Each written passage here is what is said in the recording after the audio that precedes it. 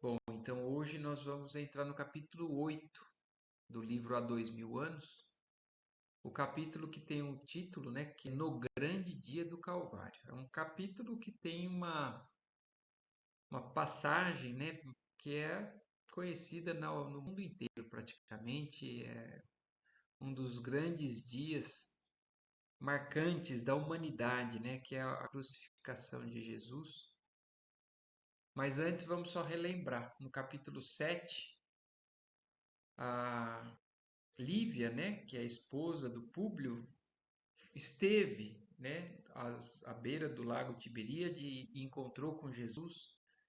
Jesus fala algumas palavras para ela de maneira que ela entende que vai passar ainda por dificuldades, mas que ganha forças, né?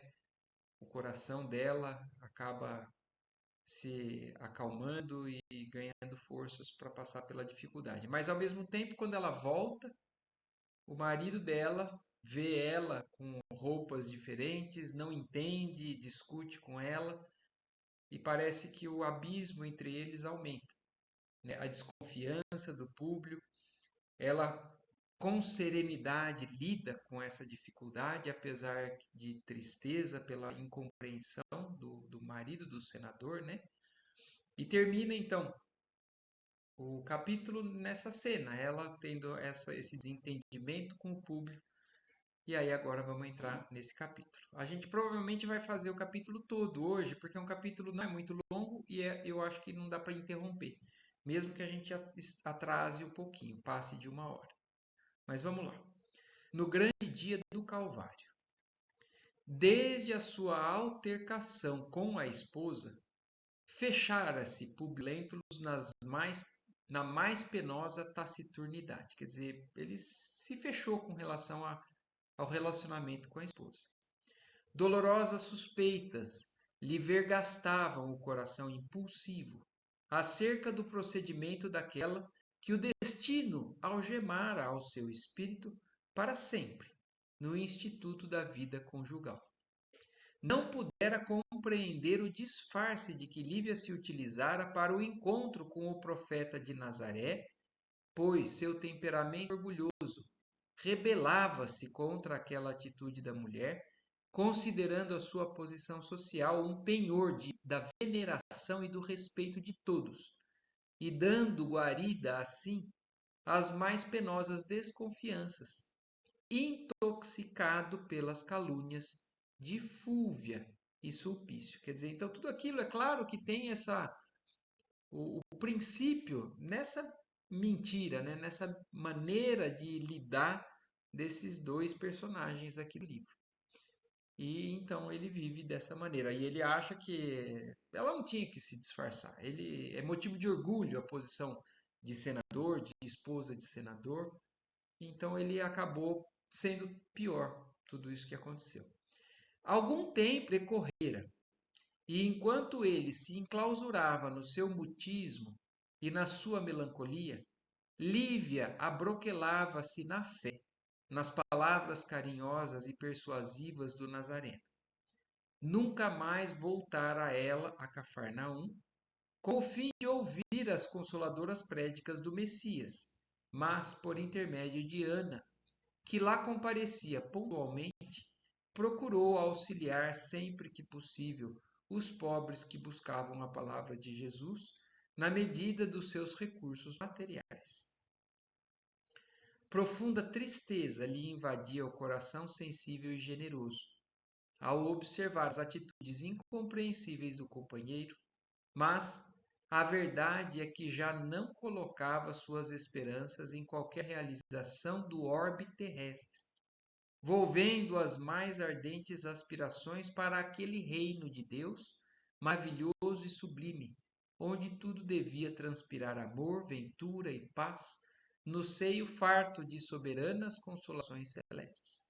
Então ela acabou não abusando de novo, né, com relação àquilo que ela desejaria ver Jesus. Imagina você ter a possibilidade de encontrar de novo, ouvir de novo, mas ela, por respeito à situação, ao marido, por mais que eles não estivessem bem, ela respeita isso, mas procura auxiliar a quem estivesse necessitando, porque Ana passava sempre as notícias, né? E ela ajudava.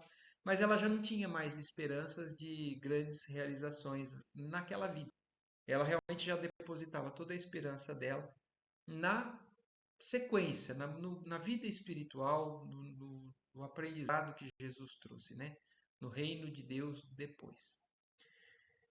E o contexto, né? A época que isso tudo estava acontecendo, a gente sabe que Jesus, o tempo em que ele esteve na encarnação dele na Terra, pregando o Evangelho, fazendo o trabalho dele, foram 3 anos só. Então, desde esse encontro dela até esse dia de hoje, né, desse capítulo, que já é próximo da crucificação, é pouco tempo. E ainda não encontraram o pequeno Marcos. E aí o Emmanuel descreve, né? Aproxima-se a Páscoa. Porque a Páscoa, muito antes de existir a Páscoa que a gente comemora, já existia a Páscoa judaica. E foi na época da Páscoa em que Jesus entrou, né? Na sexta-feira, e no evento lá no Domingo de Ramos, e depois tudo que acontece, a Sexta-feira Santa e depois a Páscoa. Então eles estavam nessa época da Páscoa, no ano de 33. Numerosos amigos de Públio haviam aconselhado a sua volta temporária a Jerusalém. Então, olha como também isso parece que tudo organizado, né, celestialmente, para que Públio estivesse também nesse momento, nessa data, quando Jesus vai para Jerusalém. Ele também foi convidado a ir para Jerusalém, a fim de intensificar os serviços da procura do filhinho no curso das festividades que concentravam na época as maiores multidões da Palestina. Então, porque sabia que era uma época que muita gente ia para lá, falaram, aconselharam ele. É um momento, talvez, de você ver se seu filho está com alguém naquele local, estabelecendo possibilidades mais amplas ao reencontro do desaparecido. Peregrinos incontáveis de todas as regiões da província dirigiam-se para Jerusalém a participar dos grandes festejos, oferecendo simultaneamente os tributos de sua fé no suntuoso templo. A nobreza indígena também se fazia notar lá, em tais circunstâncias, através de seus elementos mais representativos. Todos os partidos políticos se arregimentavam para os serviços extraordinários das solenidades que reuniam as maiores massas do judaísmo, encaminhando-se para lá os homens mais importantes do tempo. As autoridades romanas, por sua vez, concentravam-se igualmente em Jerusalém na mesma ocasião, reunindo-se na cidade quase todos os centuriões e legionários, destacados a serviço do império, nas paragens mais remotas da província. Públio Lentulus não desdenhou o alvitre e antes que a cidade se enchesse de romeiros e exploradores, já ali se encontrava com a família, fornecendo instruções aos servos de confiança, conhecedores do pequenino Marcos, de maneira a estabelecer um cordão de investigadores atentos e permanentes, enquanto perdurassem os festejos. Então ele chegou mais cedo e organizou, de tal maneira a estarem em locais estratégicos e agindo de tal maneira para procurar, né, se o filho passasse por ali para que ele encontrasse. Em Jerusalém, o convencionalismo social não se modificara. Notando-se apenas a circunstância de Públio haver dispensado a residência do tio Sálvio, adquirindo uma vila confortável e graciosa em plena rua movimentada, de onde pudesse observar igualmente as manifestações populares. Então, a única diferença que aconteceu é que ele não voltou para a casa do tio. Ele já conseguiu um local próprio, né? Inclusive um local próximo de rua movimentada, para que ele pudesse controlar por ali o fluxo, o movimento, as pessoas que passavam. Às vésperas da Páscoa, chegaram com a volumosa pré-amar de peregrinos de todas as classes e de todas as localidades provinciais. Interessante observar-se naqueles blocos heterogêneos de povo os hábitos mais díspares entre si. Quer dizer, então era uma multidão que não era toda homogênea, né? Vinham pessoas de todas as diferenças, né, de hábitos, de culturas ali que envolvia naquela localização. Caravanas sem conta, revelando os mais esquisitos costumes, atravessavam as portas da cidade, patrulhadas por numerosos soldados pretorianos. E enquanto o senador fazia comparações de ordem econômica, social e política, observando as massas de povo que afluíam às ruas movimentadas, vamos encontrar Lívia em palestra íntima com a serva de sua amizade e confiança. Sabeis, senhora, que também o Messias chegou ontem à cidade? Então, olha isso. Aí a Ana contando que Jesus realmente também tinha chegado em Jerusalém. Exclamava Ana com um raio de alegria nos grandes olhos. Verdade? Perguntou Lívia, surpresa. Sim, desde ontem chegou Jesus a Jerusalém, saudado por grandes manifestações populares. Então, como a gente sabe, né, que Jesus entrou em Jerusalém, aclamado por muitos que estavam ali, né? E aí ele explicando o porquê, né, que a fama dele, então, grande multidão já tinha ele por como se fosse o atrativo principal, reverência, né? A ressurreição de Lázaro na Betânia confirmou suas divinas virtudes de filho de Deus entre os homens mais descrentes dessa cidade. E acabo de saber que sua chegada foi objeto de imensas alegrias da parte do povo. Todas as janelas se enfeitaram de flores para a sua passagem triunfal. As crianças espalharam palmas verdes, perfumadas no caminho, em homenagem a ele e aos seus discípulos. Então a fama de Jesus realmente já estava grande, a ponto de ter essa recepção de pessoas que já admiravam ele. Muita gente acompanhou o mestre desde as margens do lago de Genezaré, seguindo-o até aqui através de todas as localidades.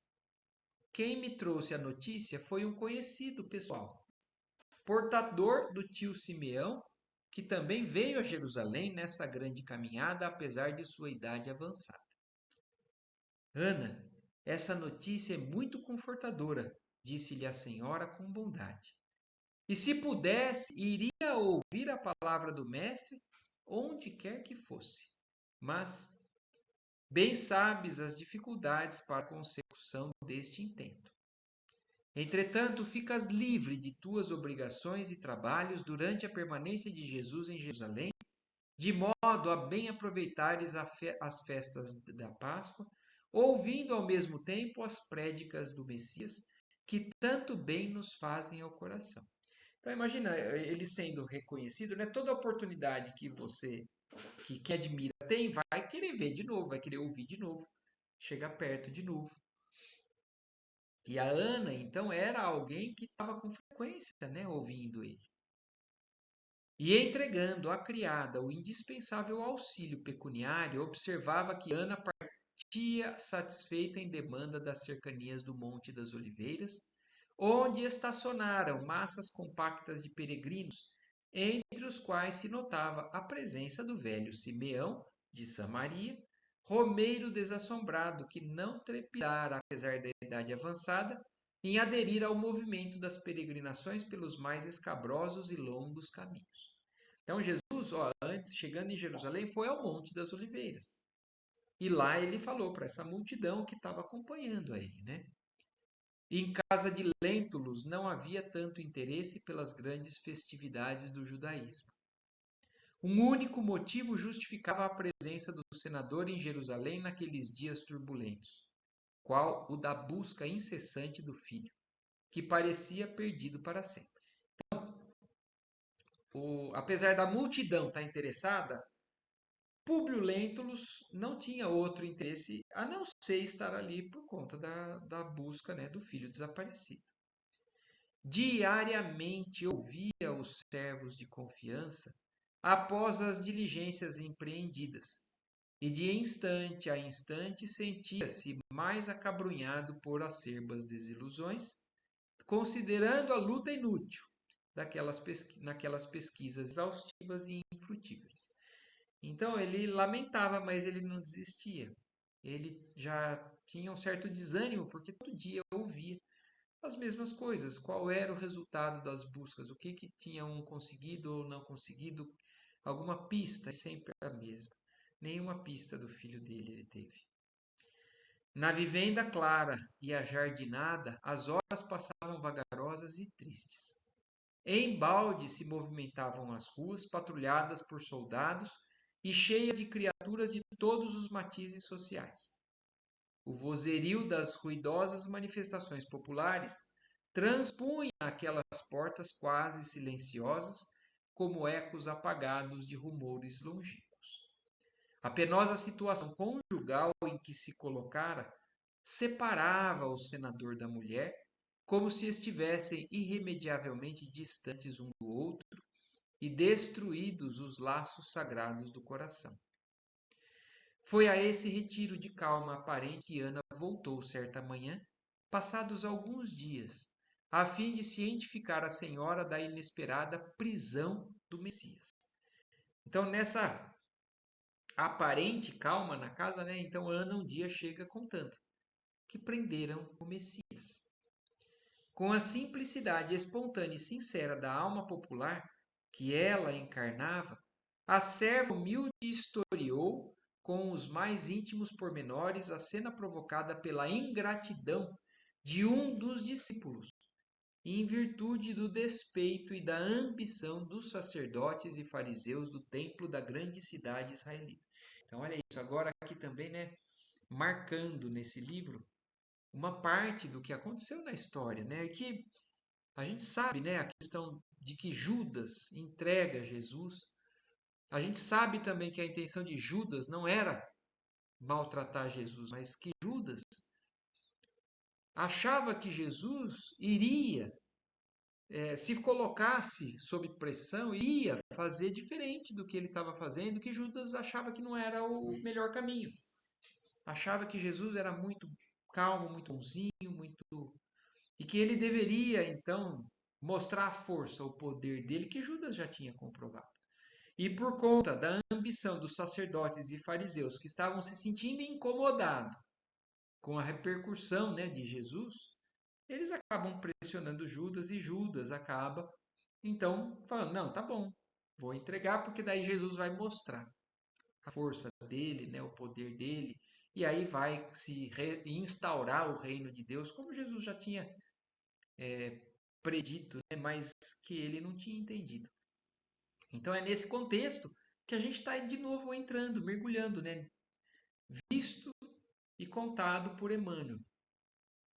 Amargamente compungida em face do acontecimento, Lívia considerou que, se fosse noutro tempo, recorreria imediatamente à proteção política do marido, de modo a evitar ao profeta de Nazaré os ataques das ambições desmesuradas. Então imagine que Públio Lentulus, o poder político que ele tinha, talvez fosse uma solução intervir através dele para que aquilo não acontecesse. Então, e Lívia falando, se fosse em outro tempo, se ela tivesse a abertura que ela antes tinha com o marido, ela iria recorrer a ele para que não acontecesse aquilo, porque ela tem Jesus como alguém realmente bom, que não merece o que está prevendo acontecer.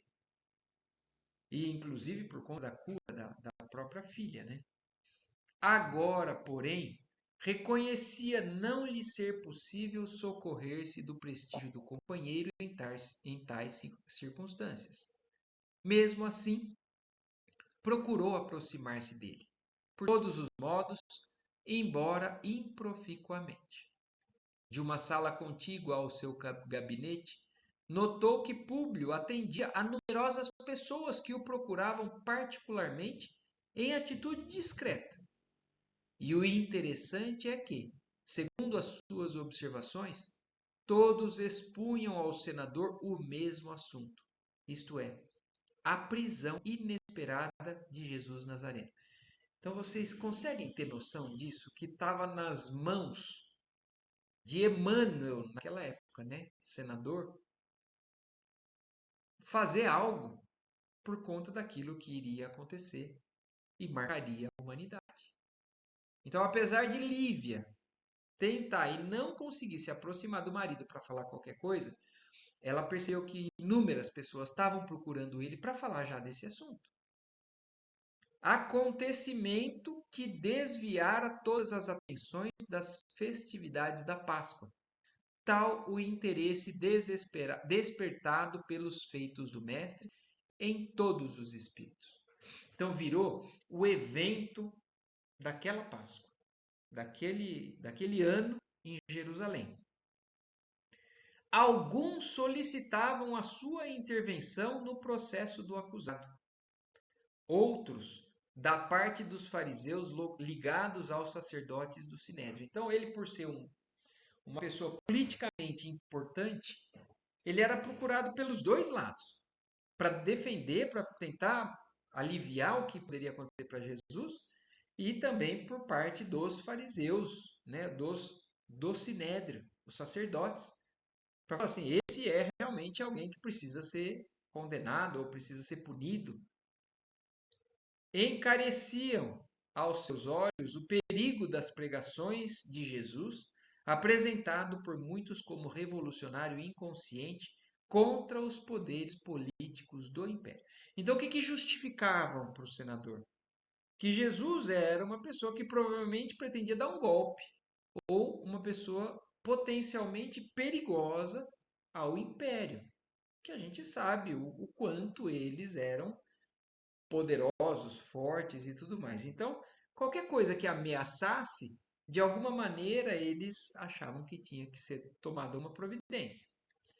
Debalde esperou Lívia que o marido lhe concedesse 2 minutos de atenção no compartimento próximo do seu gabinete privado. Sua ansiedade tocava o apogeu quando lobrigou a figura de Sulpício Tarquínios, que vinha da parte de Pilatos solicitar ao senador o obséquio da sua presença imediatamente no palácio do governo provincial, a fim de resolver um caso de consciência. Públio Lentulus não se fez de rogado. Então, olhem isso, né? Até para a gente entender.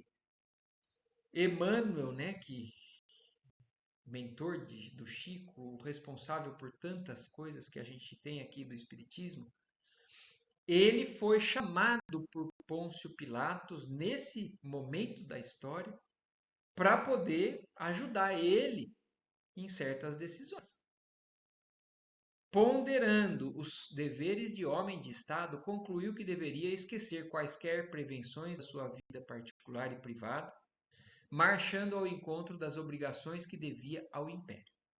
Então, apesar dele não ter interesse naquilo, quando ele é chamado pelo governador Pôncio Pilatos, ele se lembra que, apesar dos problemas pessoais, né, ele realmente, como senador, iria e deveria cumprir com esses deveres. Lívia perdeu então toda a esperança de implorar-lhe auxílio para o mestre naquele dia. Sem saber por que, intensa amargura invadia-lhe o mundo íntimo. E foi com a alma envolta em sombras que elevou ao Pai Celestial as suas preces fervorosas e sinceras, por aquele que seu coração considerava lúcido emissário dos céus, suplicando a todas as forças do bem livrassem o Filho de Deus da perseguição e da perfídia dos homens. Então, Lívia fez uma grande oração para Deus, pedindo que, se fosse possível, também livrasse Jesus do que estava para acontecer. Ao chegar à corte provincial romana, naquele dia inesquecível de Jerusalém, Públio Lentulus foi tomado de extraordinária surpresa. Ondas compactas de povo se adensavam na praça extensa em gritaria ensurdecedora. Pilatos recebeu-o com deferência e solicitude, conduzindo-o a um gabinete amplo, onde se reunia pequeno número de patrícios escolhidos a dedo em Jerusalém. o pretor Sálvio, funcionários de destaque, militares graduados e alguns poucos romanos civis de nomeada que passavam eventualmente pela cidade, ali se aglomeravam, convocados pelo governador, que se dirigiu a Públio Lentulus nesses termos. Então, olha isso, Pôncio Pilatos, na ocasião, reuniu as pessoas mais importantes da cidade, do governo, do império, que estavam ali para resolver esse assunto que, a seu ver, era delicado e envolvia, inclusive, uma questão de própria consciência. E aí ele pede a opinião de Públio Lentulus, a figura talvez mais poderosa com relação à representação do império naquele local. Senador, não sei se tivestes ensejo de conhecer na Galiléia um homem extraordinário que o povo se habituou a chamar Jesus Nazareno. Olha como Pôncio Pilatos faz referência a Jesus, como ele cita Jesus, um homem extraordinário. Então Pôncio Pilatos não tinha nada contra Jesus. A gente vai entendendo o contexto do porquê que ele lava as suas mãos, né? Esse homem foi agora preso em virtude da condenação dos membros do Sinédrio. Então é um problema religioso local e não com relação a Roma, ao Império Romano.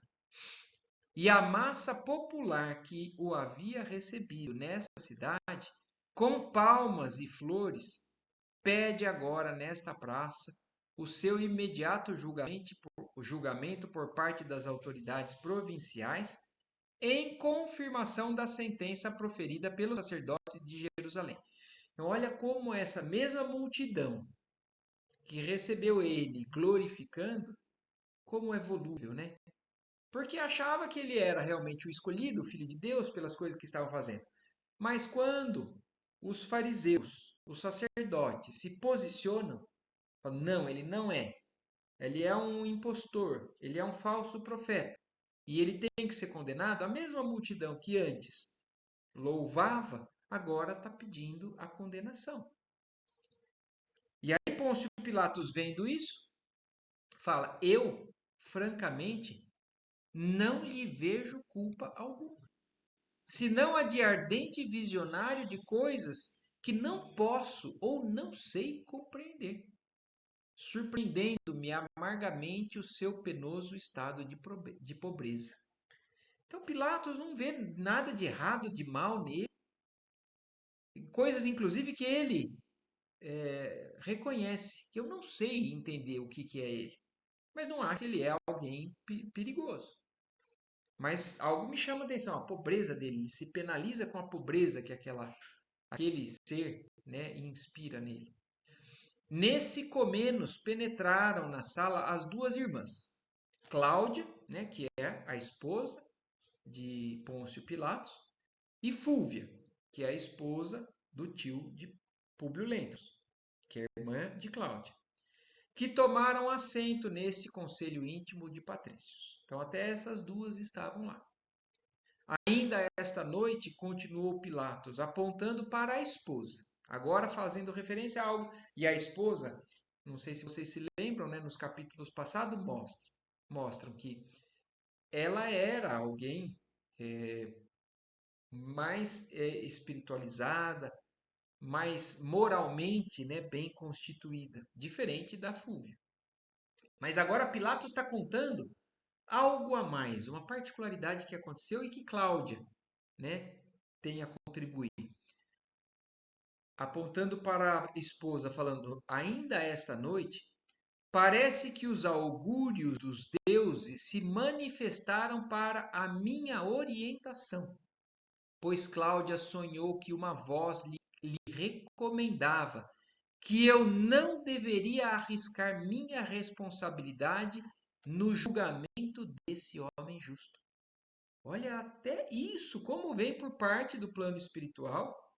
E o Pôncio Pilatos entendeu isso. A minha esposa sonhou como se fosse uma orientação dos deuses que eu não deva me comprometer, que eu não deva colocar a minha responsabilidade, tipo assim, não, então eu condeno esse homem, já que o povo quer, eu condeno, porque é um homem justo.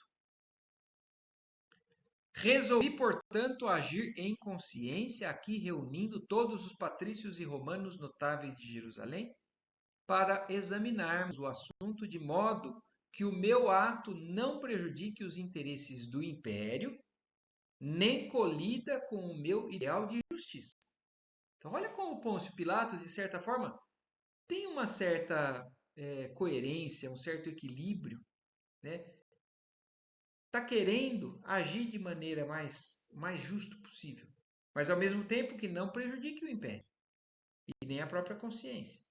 Então, por isso, ele não está querendo julgar sozinho, porque ele poderia, como uma pessoa importante, falar assim: ah, isso daqui não é nada. Você tem que condenar, condena. Não gosto dele, eu gosto dele, absolve. Não é tão simples assim. Por isso, ele chamou a quantidade de pessoas importantes na época. Que dizeis, pois, dos meus escrúpulos na qualidade de representante direto do Senado e do imperador, entre vós neste momento? Quer dizer, quem sou eu, o senador, falando nesse momento com relação a. Mas vossa atitude, obtemperou o senador, compenetrado em suas responsabilidades, revela o máximo critério nas questões administrativas. Então você agiu bem, Pilatos. E recordando no íntimo os bens que havia recebido do profeta com a cura da filhinha, quer dizer, lá dentro, naquele momento, o senador se lembra, embora as dúvidas levantadas por seu orgulho e vaidade continuou. Conheci de perto o profeta de Nazaré, em Cafarnaum, onde ninguém o tinha na conta de conspirador ou revolucionário. Suas ações ali eram as de um homem superior, caridoso e justo, e jamais tive conhecimento de que sua palavra se erguesse contra qualquer instituto social ou político do império. Então, olha isso, a opinião de Públio, apesar de não dar assim, de o seu orgulho não querer reconhecer que foi ele quem salvou a filha, o que ele está dando a sua opinião? Eu conheci ele de perto e não vi nada de errado também com ele, também com relação a riscos para o império. Certamente alguém o toma aqui como pretendendo a autoridade política da Judéia, cevando-se no seu nome as ambições e despeitos dos sacerdotes do templo.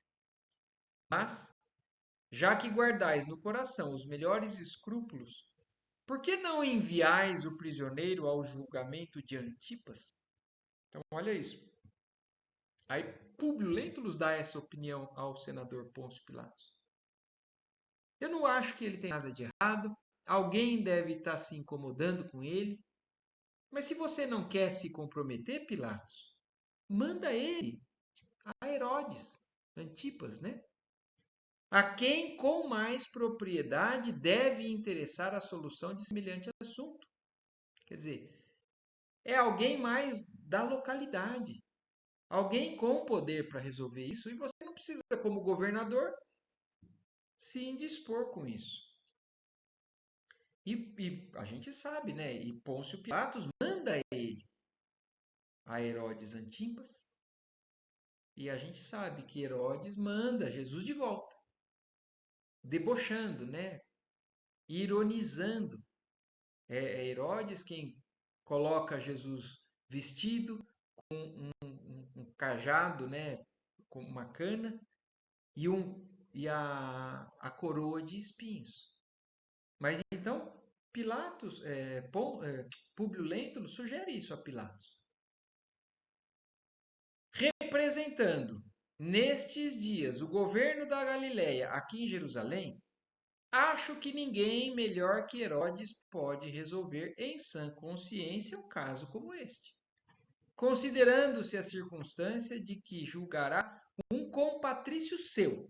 Quer dizer, já que é um problema do povo local, Herodes, como sendo alguém, um patrício, é ele quem deve, com a sua autoridade, a sua posição, e alguém da raça, julgar ele, considerando-se a circunstância de que julgará um compatrício seu, já que não vos supondes de posse de todos os elementos para proferir sentença definitiva nesse processo insólito. Então, uma sugestão sensata. Sensata para as questões políticas, né, da época.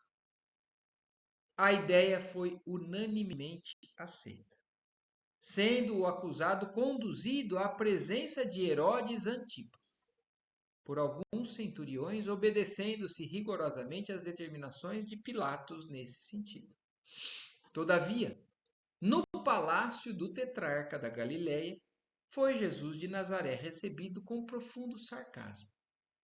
Apelidado pela gente simples como Rei dos Judeus, e simbolizando a esperança de certas reivindicações políticas para numerosos de seus seguidores, entre os quais se incluía o famoso discípulo de Queriote, o mestre de Nazaré foi tratado pelo príncipe de Tiberíade como vulgar conspirador, humilhado e vencido. Antipas, porém, para fazer sentir ao procurador da Judéia a conta de ridículo em que tomava os seus escrúpulos, mandou que se tratasse o prisioneiro com o máximo de ironia. Vestiu-lhe uma túnica alva, igual à indumentária dos príncipes do templo, colocando-lhe nos braços uma cana imunda à guisa de cetro, e coroou-lhe a fronte abatida com uma auréola de venenosos espinhos, devolvendo-o à sanção de Pilatos, no turbilhão de gritarias da população exacerbada. Então foi esse dia, né, que a gente sabe disso, Jesus sendo colocado, né, nesse julgamento, jogado de um lado para o outro, ninguém queria se responsabilizar, os poderosos não viam culpa, e os religiosos, né, apaixonados na época pela religião, pelo poder, não enxergavam ele como Messias e estavam naquela fúria, né, aquela coisa desequilibrada, querendo acabar com esse impostor. Muitos soldados romanos cercavam o acusado, protegendo-o das investidas da massa furiosa e inconsciente. Jesus, trajando por irrisão a túnica da realeza, coroada de espinhos e empunhando uma cana como símbolo do seu reinado no mundo, deixava transparecer nos olhos profundos indefinível melancolia. Cientificado de que o prisioneiro era devolvido por Antipas ao seu julgamento, o governador dirigiu-se novamente aos seus conterrâneos, exclamando: Meus amigos, não obstante nossos esforços, Herodes apela também para nós outros a fim de se confirmar a peça condenatória do profeta Nazareno, recambiando-o com a sua situação penosamente agravada perante o povo, porquanto, como suprema autoridade em Tiberíade, tratou o prisioneiro com revoltante sarcasmo, dando-nos a entender o desprezo com que supõe deva ele ser encarado pela nossa justiça e admiração. Então, nesse vai e vem, ninguém querendo dar importância, achando que realmente era algo bobo, mas ao mesmo tempo não querendo se comprometer. Porque, olha, no fundo, eles sabiam que estava errado condenar. Era a multidão desequilibrada que estava fora da razão. Mas eles, dentro da razão deles, não queriam nenhum a trazer para si essa responsabilidade. Tão amarga a situação contrista-me bastante, porque o coração me diz que esse homem é um justo. Olha Pilatos falando. Mas que fazermos em semelhante conjuntura? Da câmara isolada, onde se reunia o apressado e reduzido conselho de patrícios, podiam observar-se os ecos rumorosos da turba amotinada em espantosa gritaria.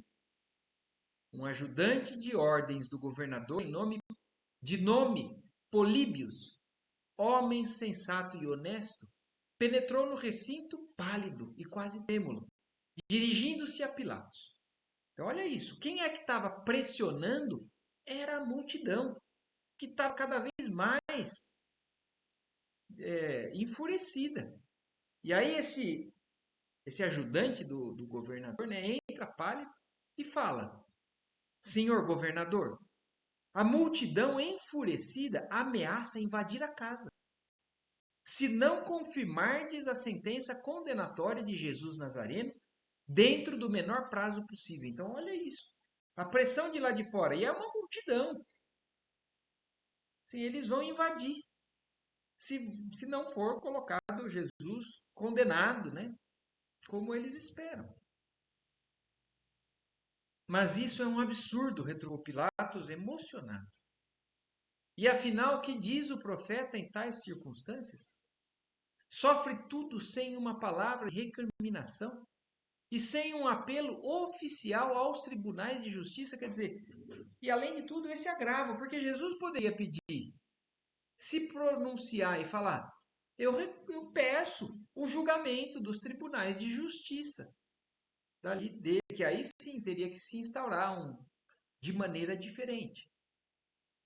E aí, quando Pilatos pergunta sobre a posição, a postura de Jesus, Senhor, replicou Políbios, igualmente impressionado, o prisioneiro é extraordinário na serenidade e na resignação.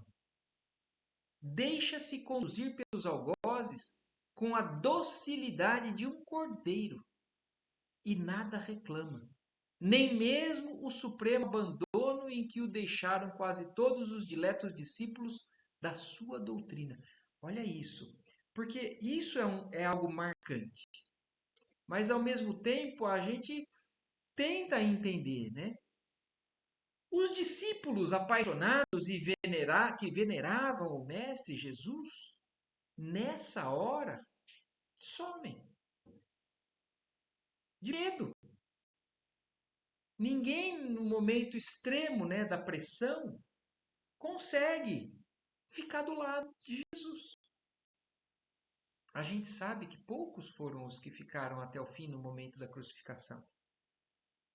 Maria, mãe dele, Maria de Madalena, e o único dos apóstolos que estavam no pé na crucificação foi João, o evangelista. Então, e é o que esse Políbio está falando. Senhor, ele não reclama de nada. Ele não está nem reclamando que foi abandonado pelos os amigos mais próximos dele. Comovido com os seus padecimentos, fui falar-lhe pessoalmente. E inquirindo sobre os seus martírios, afirmou que poderia invocar as legiões de seus anjos e pulverizar toda a Jerusalém dentro de 1 minuto. Mas que isso não estava nos desígnios divinos, e sim a sua humilhação infamante, para que se cumprissem as determinações das Escrituras. Olha isso, Jesus falou para esse ajudante do governador: se eu quisesse, eu poderia invocar os meus poderes e interromper isso. Mas isso não está nos desígnios do Pai. Porque Jesus fala: Senhor, se for da tua vontade, se for o melhor, afasta-se de mim essa possibilidade do que está para acontecer. Mas não, se você acha que para que se cumpra, né, para que se perpetue, eu tenho que passar por isso, que seja feita a vossa vontade. E é isso que Jesus fala, inclusive, para essa pessoa. E aí essa pessoa inconformada, né, fiz-lhe ver então que poderia recorrer à vossa magnanimidade. Então, se Jesus pedisse a Pilatos, né, algo a fim de ordenar um processo dentro dos nossos dispositivos judiciários, de maneira a comprovar sua inocência, e todavia recusou semelhante recurso. alegando que prescinde de toda a proteção política dos homens para confiar tão somente numa justiça que diz ser a de seu Pai que está nos céus. Então, olha isso aí, porque ele fala. Então, tá bom. Então, se você não vai usar seus poderes, recorra ao governador a instauração de um processo que vai ter que cumprir um prazo e a multidão vai ter que acatar. E Jesus fala: não, eu não preciso da justiça dos homens, eu confio só na justiça do meu Pai. E aí, quando ele fala isso para Pilatos, Pilatos, homem extraordinário, revidou Pilatos enquanto os presentes o acompanhavam estupefatos. Políbios, continuou ele, que poderíamos fazer para evitar-lhe a morte nefanda nas mãos criminosas da massa inconsciente? Então eles vendo que era inevitável, né, ter que entregar eles, né, a massa, a multidão, assim, mas o que que a gente pode fazer para evitar a morte, a condenação e a morte? Senhor, em vista da necessidade de resolução rápida, sugiro a pena dos açoites na praça pública, por ver se assim conseguimos amainar as iras populares, evitando ao prisioneiro a morte ignominiosa nas mãos de acelerados sem consciência. Então eles acharam, foi uma sugestão dele, né? Falou assim, eu acho que se a gente mandar açoitar, talvez eles fiquem satisfeitos. Eles resolvam que tá bom, já está suficiente. Ele recebeu a punição e vamos deixar para amanhã, né, essa condenação. E ainda Públio ouve aquela opção e fala, mas os açoites, diz Públio Lentulus admirado, antevendo as torturas do horrível suplício. Sim, meu amigo. Ah, não, não é o governador. É Públio Lentulus, olha isso, é Públio Lentulus que ouvindo a conversa, fala, mas vai açoitar? Públio também não está querendo que isso aconteça. Sim, meu amigo, redarguiu o governador, dirigindo-lhe a palavra com atenção respeitosa. A ideia de Políbios é bem lembrada. Para evitarmos ao acusado a morte ignominiosa, temos de lançar mão deste recurso. Vivendo na Judéia há quase 7 anos, conheço esse povo e sei de suas temíveis atitudes quando as suas paixões se desencadeiam. Quer dizer, eu sei o que é essa fúria dessa multidão quando eles estão nesse estado. A gente precisa acalmar eles com algum espetáculo doloroso. O suplício foi então ordenado no pressuposto de evitar males maiores. Diante de todos foi Jesus açoitado, de maneira impiedosa aos berros estridentes da multidão amotinada. Nesse instante doloroso, Públio e alguns romanos se ausentaram por momentos da câmara privada onde se reuniam, a fim de observarem os movimentos instintivos da massa fanática e ignorante.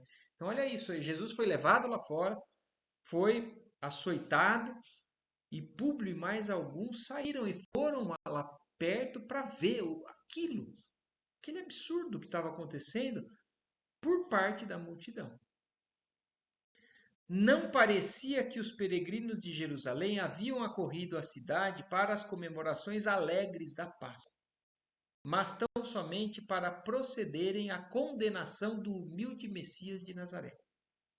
De quando em quando, fazia-se mister o concurso decidido de centuriões desassombrados que dispersavam certos grupos mais exaltados a golpes de chanfalho. Olha isso, até os centuriões precisavam afastar para que não fossem mais ainda intensas as agressões para o lado de Jesus.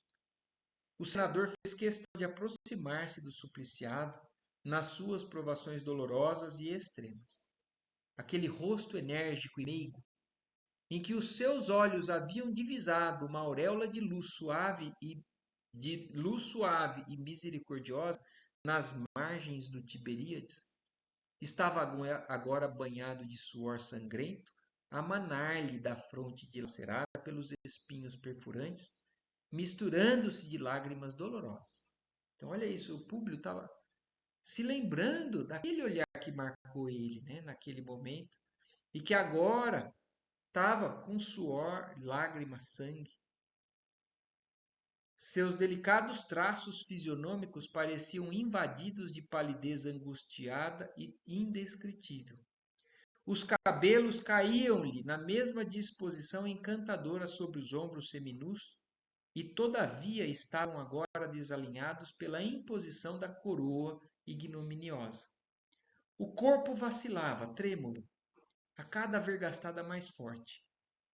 Mas o olhar profundo saturava-se da mesma beleza inexprimível e misteriosa, revelando amargurada e indefinível melancolia. Então, olha a descrição do que Públio está vendo, né? Naquele ato, naquela cena, naquele ser. Né? Passando por todos os sofrimentos do corpo, mas lá dentro, no olhar, né? Ainda alguma beleza inexplicável, misteriosa. Por um momento, seus olhos encontraram os do senador. Olha lá, de novo, Jesus olha para ele, que baixou a fronte, tocado pela imorredora impressão daquela sobre-humana majestade. Então, mais uma vez, apesar do senador orgulhoso, como era, porque lá no lago, lá no Tiberíades, ele se ajoelha quando Jesus chega perto dele. E agora, quando Jesus olha para ele, ele abaixa o olhar. Então, por conta, como ele fala, né? De uma impressão de uma sobre-humana majestade. Públio Lentulus voltou intimamente compungido ao interior do palácio, onde daí a poucos minutos retornava Políbios, cientificando o governador de que a pena do açoite não havia saciado, infelizmente, as iras da população enfurecida que reclamava a crucificação do condenado. Olha isso. Não deu certo. A grande maioria dos que estavam lá fora, a humanidade representada pela multidão, não estava satisfeita com os açoites e agora pedindo a crucificação dele. Penosamente surpreendido, exclamou o senador, dirigindo-se a Pilatos com intimidade. Não tendes, porventura, algum prisioneiro com um processo consumado que possa substituir o profeta em tão horrorosas penas? Então, olha até onde Públio tentou. Falou, será que você não tem algum verdadeiramente, um criminoso de verdade, que possa ser condenado assim, morto na frente deles, para ver se eles. Porque o que eles querem para Pilatos, né, e para Públio, a multidão queria ver alguém morrer. Era o espetáculo exigido por aquele desequilíbrio. E aí Públio sugere a Pilatos, será que você não tem alguém? As massas possuem alma caprichosa e versátil, e é bem possível que a de hoje se satisfaça com a crucificação de algum criminoso, em lugar desse homem que pode ser um mago ou visionário, mas é um coração caridoso e justo. O governador da Judéia concentrou-se por momentos, recorrendo à memória com o fim de encontrar a desejada solução. Lembrou-se então de Barrabás, personalidade temível, que se encontrava no cárcere aguardando a última pena, conhecido e odiado de todos pelo seu comprovado espírito de perversidade, respondendo afinal: muito bem, temos aqui um celerado no cárcere para alívio de todos, e que poderia, com efeito, substituir o profeta na morte infamante. Aí Pilatos fica feliz, nossa, temos, é Barrabás. É esse que é odiado por todos. Se a gente propuser a troca, a multidão vai aceitar, com certeza, né, na cabeça deles. E mandando fazer o possível silêncio de uma das eminências do edifício, ordenou que o povo escolhesse entre o bandido e Jesus. Então aí pediu silêncio na multidão e falou assim, ó, temos alguém aqui que vou te dar opção, né? Vou dar para vocês opção. Mas com grande surpresa de todos os presentes, a multidão bradava com sinistro alarido numa torrente de impropérios. Jesus, Jesus, absolvemos Barrabás, condenamos a Jesus, crucificai-o, crucificai-o. Todos os romanos se aproximaram das janelas, observando a inconsciência da massa criminosa no ímpeto de seus instintos desencadeados. Que fazer diante de tal quadro? Perguntou Pilatos, emocionado ao senador que o ouvia atentamente. Então vocês têm noção de quem é Emmanuel?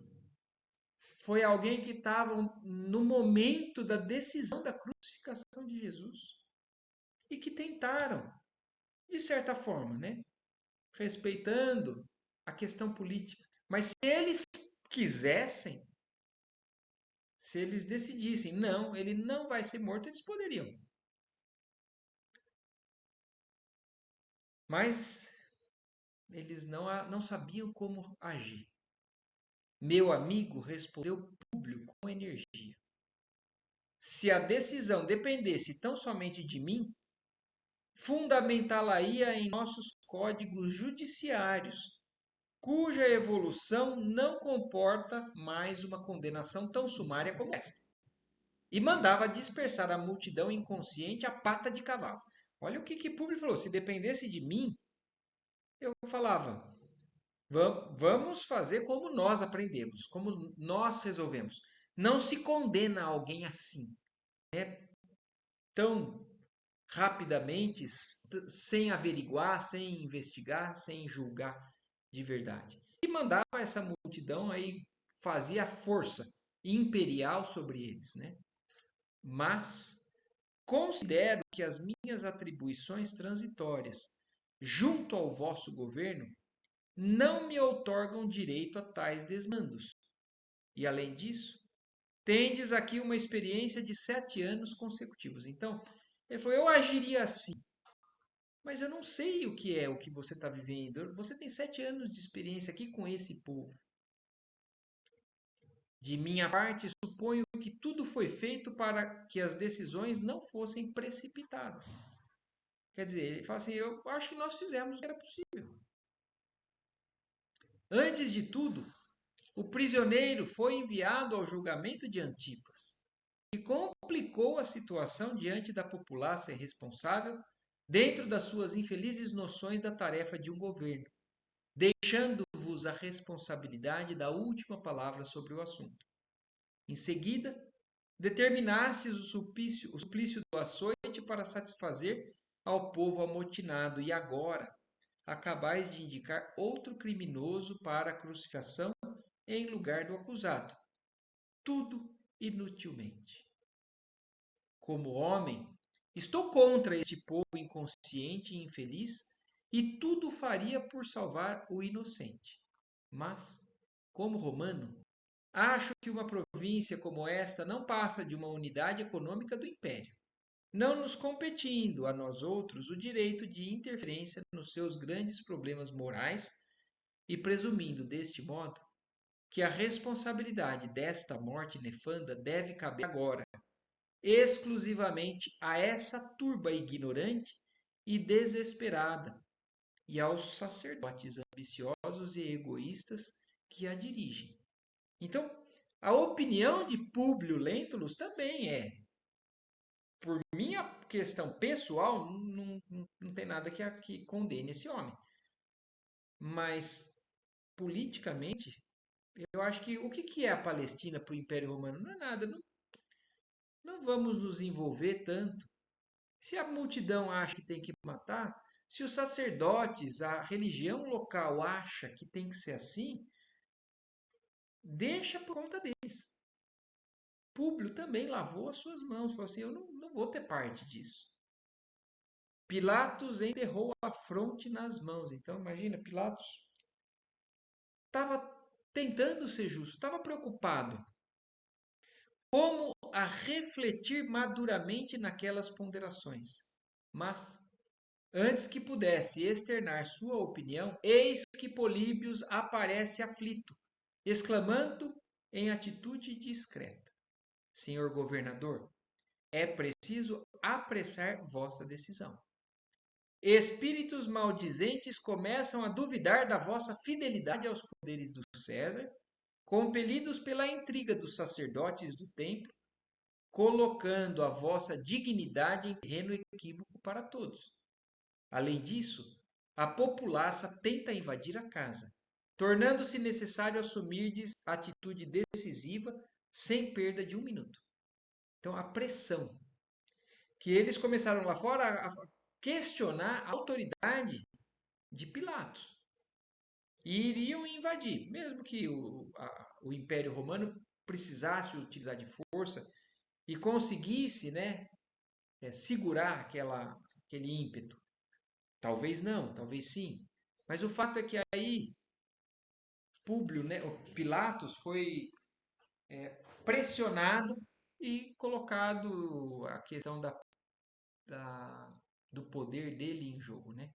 Pilatos ficou rubro de cólera diante de semelhantes injunções, exclamando irritado como se estivesse sob o jugo do mais singular dos determinismos.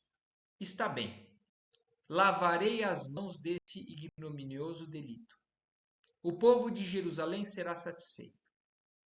E procedendo a esse ato, que o celebrizaria para sempre, porque é verdade, né? Essa decisão dele fala assim, eu lavo as minhas mãos. É o que faz com que a humanidade inteira se lembre dele com essa postura. Mas é nesse contexto, nessa pressão, nesse envolvimento que ele toma essa decisão. Dirigiu algumas palavras ao condenado, mandando em seguida recolhê-lo a uma cela, onde pudesse permanecer alguns minutos, sem as grosseiras investidas da turba impetuosa, antes que a multidão o conduzisse ao Gólgota, que na linguagem usual deverá ser traduzida por lugar da caveira. O Gólgota, né, que é o monte, né, o Calvário, onde Jesus foi crucificado, pela linguagem dele, significa lugar da caveira. Um sol abrasador tornara sufocante e insuportável a atmosfera. Saciada, afinal, a fúria da multidão nos seus desvairamentos infelizes, numerosos soldados seguiram o prisioneiro que demandava o monte da crucificação a passos vacilantes sob o madeiro da ignomínia, que a justiça da época destinava aos bandidos e aos ladrões. Até o momento de sua saída sob a cruz, ninguém se interessara por ele, junto à autoridade do governo da Judéia. Então, olha isso, até ele sair, ninguém veio ali das autoridades do governo da Judéia falar algo tentar algo em benefício dele, né? Depreendia daí o senador que, quantos seguiam o mestre de Nazaré nas margens do lago, em Cafarnaum, o haviam abandonado inteiramente. Então aí o senador reparou, né? Falou assim, puxa vida, agora ele está sozinho. E é isso que a gente tem que pensar também, né? Na hora que algumas coisas nossas estão em risco, a gente será que abandona, né? De uma das janelas do palácio considerou penalizado o desprezo infligido àquele homem que um dia o dominara com a força magnética da sua personalidade incompreensível, observando a ondulação da turba enfurecida ao sair o inesquecível cortejo. Ao lado do mestre, não se via mais a carinhosa assistência dos discípulos e seus numerosos seguidores. Apenas algumas mulheres, entre as quais se destacava o vulto impressionante e agoniado de sua mãe, o amparavam afetuosamente no doloroso e derradeiro transe. Aos poucos, a praça extensa aquietou-se ao calor sufocante da tarde que se avizinhava. À distância, ouvia-se ainda a vozearia da plebe, aliado ao relinchar dos cavalos e ao tinir das armaduras. Impressionados com o espetáculo, que aliás não era incomum na Palestina, reuniram-se os romanos em uma das salas amplas do palácio governamental, em animada palestra, comentando os instintos e as paixões ferozes da plebe enfurecida. Olha como é, né? Olha como são as coisas. Então, os governantes, né, decidiram e eles não se envolvem mais, né? Por exemplo, Pilatos, Públio, não seguiram, não viram a crucificação. Resolveram ali no ambiente deles e voltam a conversar como se fosse foi algo assim que talvez tenha tirado um pouquinho a tranquilidade por conta da decisão a ser tomada. Sim, naquele momento, mas depois volta tudo ao normal. Voltaram para as salas do palácio, conversa animada palestra, falando sobre, né? Puxa vida, olha, você viu esse povo? Como é que coisa louca, talvez, né?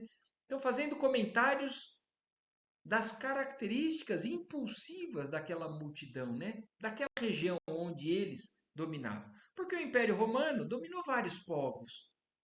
Então, essa era a particularidade daquele, como ele fala ali, né? Que não era incomum na Palestina. Então, com frequência, eles condenavam, matavam, apedrejavam, crucificavam os que eles julgavam pessoas erradas, ruins. Daí a minutos, Cláudia mandava servir doces, vinhos e frutas.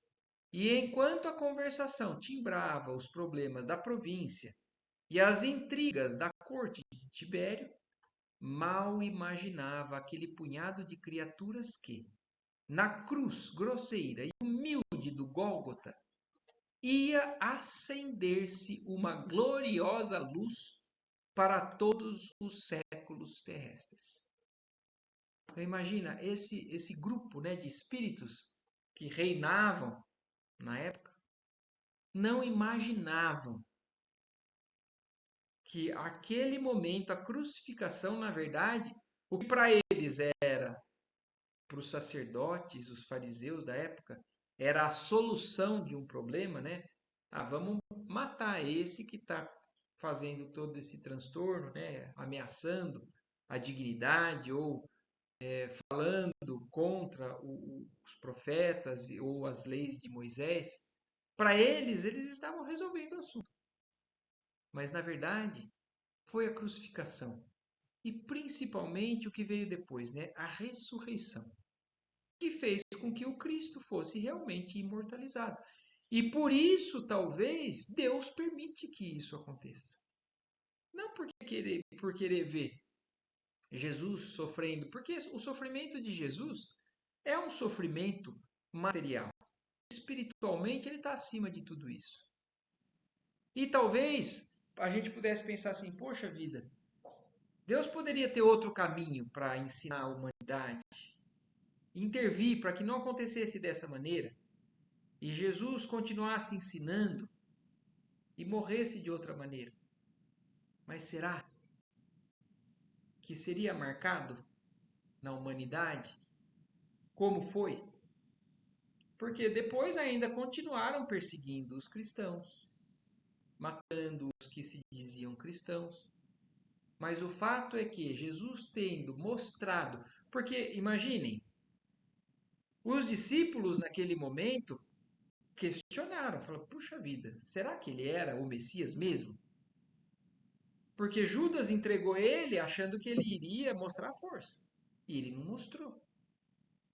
E tanto é que quando eles, os outros, viram Jesus sendo conduzido, sendo açoitado, sendo chicoteado, sendo coroado com espinhos, e ele não fazia nada, bateu medo, insegurança.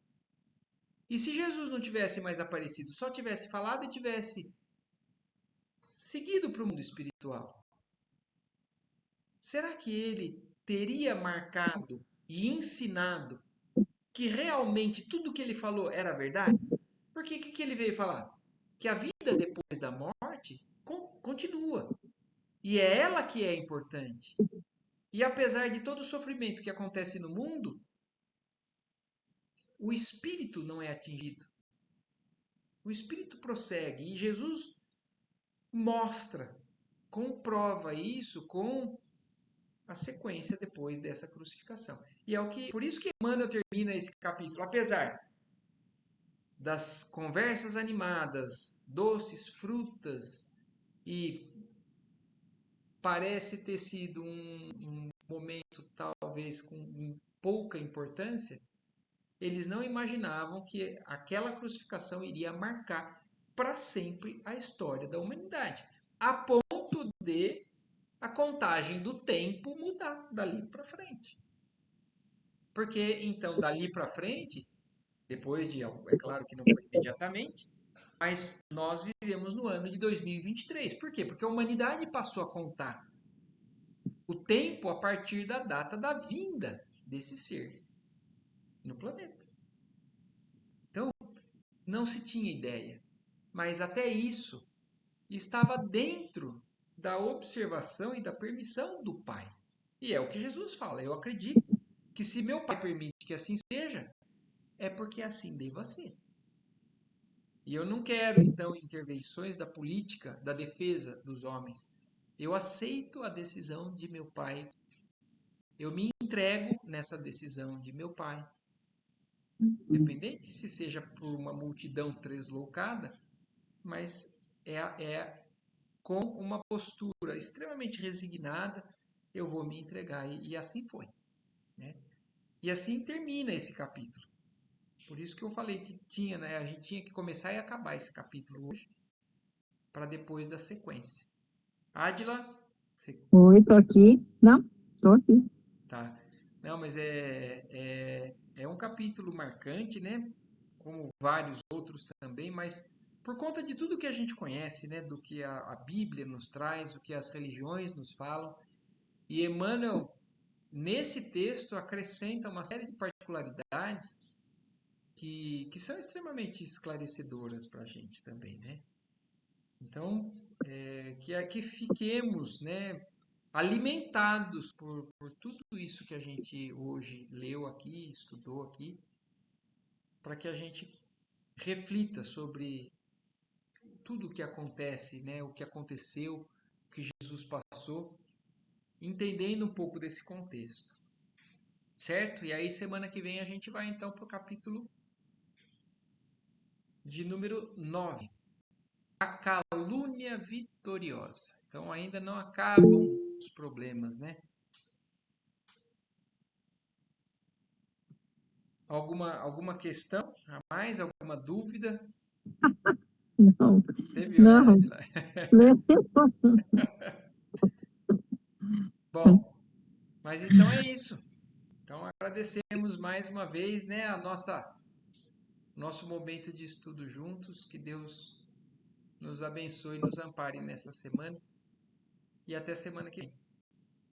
Até semana que vem. Beleza. Boa Tchau, noite para pessoal. todos. Tchau, Boa tchau. noite. Tchau.